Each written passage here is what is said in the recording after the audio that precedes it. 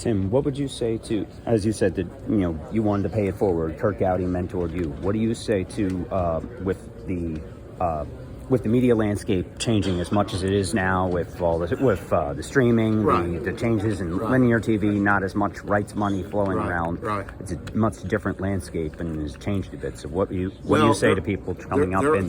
There are more opportunities for young people in our business now. There are more opportunities. So say yes to all those opportunities. When I was doing those 25 different sports at ESPN, because back in those days they didn't have many sports to carry, so whether it was table tennis or team handball or the only sports that I really didn't do were auto racing and horse racing. Everything else I did a piece of.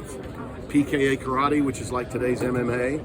I did top rank, low rank boxing, as we like to call it back in the day.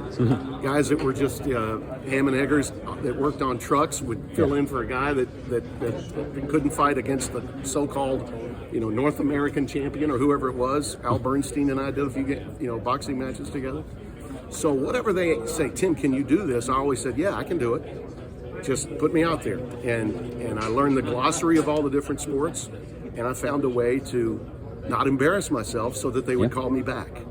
And when you're doing sports that are not mainstream, so-called obscure sports, and you do them well, then doing the traditional football, baseball, basketball, hockey, all of that becomes a lot easier, because you have an understanding of the rules and the glossary, if you will, of those particular sports. So that's a lot of it. The other thing too, and I want to mention this because I think it's important,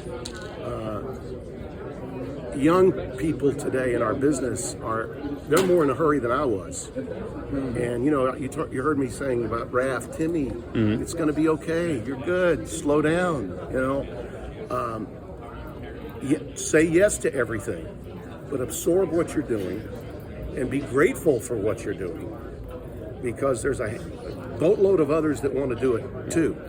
And the fact that you're getting to do it is a privilege. We cannot overstate how much more grateful we all should be. If I had a thing to say to my younger self, it would be I should have enjoyed all those opportunities. When I was hosting the original game day at ESPN, I wanted out. The whole time I was looking for a way to call games in the booth. I didn't see College Game Day as a potential iconic show.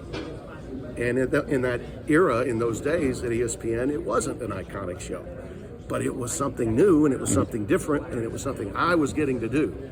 And even though it was a great time for me, I don't know that I fully appreciated the opportunity that it gave me. I think one of the greatest compliments ever given me, and Val echoed it in her introduction to me today, Beano Cook called me in his book a five-tool talent. And what that meant is I can do the studio, I can do play-by-play, I can do play-by-play of different sports. That's what he meant by five-tool talent, which to me is the greatest compliment a broadcaster can receive. So, Wonderful. thanks. Thank you, Tim.